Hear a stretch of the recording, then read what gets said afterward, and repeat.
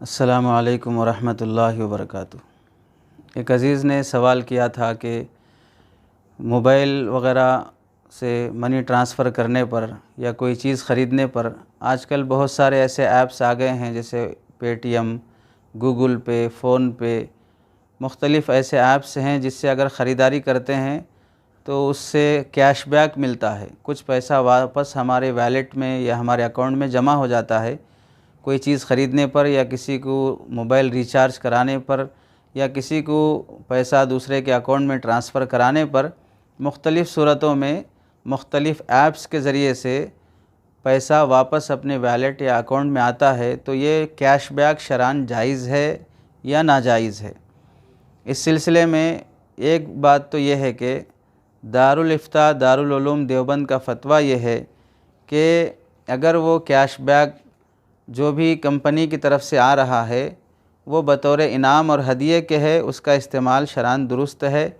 اور اس میں کوئی قباحت نہیں ہے۔ چنانچہ دارالافتاء کی عبارت ہے، ویلٹ میں پیسہ لوڈ کرنے پر یا بعض اوقات آن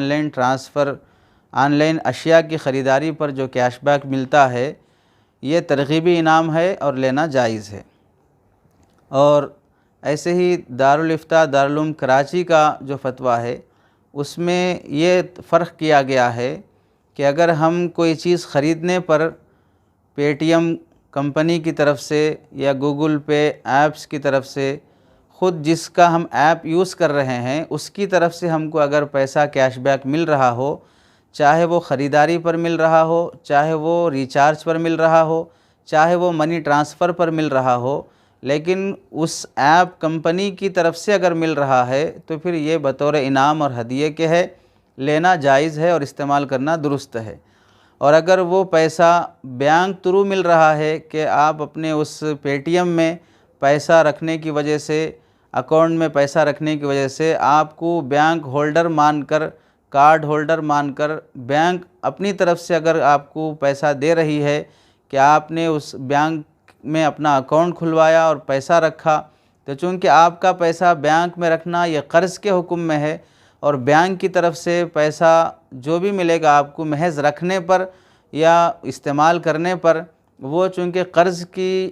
نفع شمار ہوتا ہے، اور حدیث میں ہے کل دین جر نفعا فہو ربا، ہر وہ قرض جو سود کے ساتھ یعنی نفع کے ساتھ آئے وہ سود میں اور ربا میں شمار ہوتا ہے، اس واسطے درست نہیں ہے۔ البتہ عثمانی دارالافتاء میں اس بات کا بھی فرق کیا گیا ہے کہ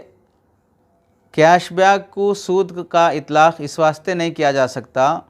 کہ سود کی دو شکلیں ہیں۔ ایک تو یہ ہے کہ آپ کسی کو پیسہ دیں اور اس کی مدت متعین کریں، 1 سال، 2 سال، 6 مہینے، اور جو رقم دیے ہیں اس پر کچھ زائد رقم بھی وصول کر رہے ہوں، لاکھ روپے دے کر 1,10,000 وصول کر رہے ہوں، تو یہ سود کی شکل میں آئے گا۔ دوسری شکل سود کی یہ ہے کہ اللہ کے نبی صلی اللہ علیہ وسلم نے 6 چیزوں کو 6 چیزوں کے بدلے میں ہم جنس ہونے کی صورت میں منع فرمایا ہے، کمی زیادتی کے ساتھ یا ادھار کے ساتھ بیچنا، سونے کو سونے کے بدلے، چاندی کو چاندی کے بدلے، اور اشیاء گنائے گئے ہیں، تو یہ بھی سود کی ایک شکل ہے۔ لیکن چونکہ کیش بیک میں دونوں صورتیں نہیں آتی ہیں، یعنی کیش بیک میں ایسا نہیں ہے کہ ہم جس کو دے رہے ہوں اس کی طرف سے ہم کو پیسہ مل رہا ہے۔ مثلا ہم نے اپنے دوست کو، بھائی کو 10,000 روپے ٹرانسفر کیے ہیں تو اس کے اکاؤنٹ میں 10,000 چلے جائیں گے، اس کی طرف سے ہمیں کچھ بھی پیسہ نہیں ملے گا۔ ہاں، ہم کو جو مل رہا ہے وہ کمپنی کی طرف سے مل رہا ہے، اور قرض کی بدلے میں جو نفع ہوتا ہے وہ ہے جس کو ہم دے رہے ہیں اس سے وصول کر رہے ہوں، اور یہاں دیا تو دوسرے کو جا رہا ہے، نفع دوسرے کی طرف سے آ رہا ہے، اس واسطے اس پر سود کا اطلاق نہیں ہوگا۔ اور 6 چیزوں کو 6 چیزوں کے بدلے میں نفع سے آنے کی صورت میں بھی یہ اطلاق نہیں ہوتا، کیونکہ یہاں پر کچھ خریدا جا رہا ہے، ایک طرف سے پیسہ ہے، دوسری طرف سے سامان ہے، ہم جنس نہیں ہے۔ ایک طرف سے ہم اس کو اپنا پیسہ لوٹا رہے ہیں یا ریچارج کرا رہے ہیں، تو ہم جنس بھی نہیں ہونے کی وجہ سے کیش بیک پر سود کی دونوں شکلوں کا اطلاق نہیں ہوگا۔ اس واسطے عثمانی دارالافتاء کا کہنا یہ ہے کہ دونوں صورتوں میں کیش بیک، چاہے وہ اشیاء خریدنے پر مل رہا ہو، ریچارج پر مل رہا ہو، یا آپ کو منی ٹرانسفر پر مل رہا ہو، بہر صورت جائز ہے، درست ہے، انعام اور ہدیہ تحفہ شمار ہوگا، اس میں کوئی قباحت نہیں ہے۔ البتہ دارالفتاء دارالعلوم کراچی نے ایک اور فتوے میں یہ تحقیق کی ہے کہ جو بھی کیش بیک ملتا ہے اس ایپ کا اور اپلیکیشن کا تعلق بینک سے رہتا ہے، وہ بینک ریلیٹڈ رہتا ہے، اور جو کچھ بھی آپ کو کیش بیک ملتا ہے وہ اپلیکیشن کی طرف سے نہیں ملتا ہے بلکہ بینک کے تھرو ملتا ہے، اور بینک سے ان کا کانٹیکٹ رہتا ہے، بلکہ وہ اپلیکیشن بھی مستقل ایک بینک کی شکل اختیار کر گیا ہے، اس میں بھی آپ کے پیسے رکھوائے جا سکتے ہیں، تو وہ بھی ایک طرح کے قرض کی صورت میں حاصل ہونے والا نفع ہی ہے، اس واسطے اس میں احتیاط بہتر ہے۔ تو یہ تحقیق ہے، علماء کے فتاویٰ ہیں،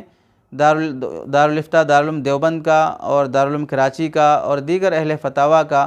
بہر صورت گنجائش ہے، احتیاط بہتر ہے۔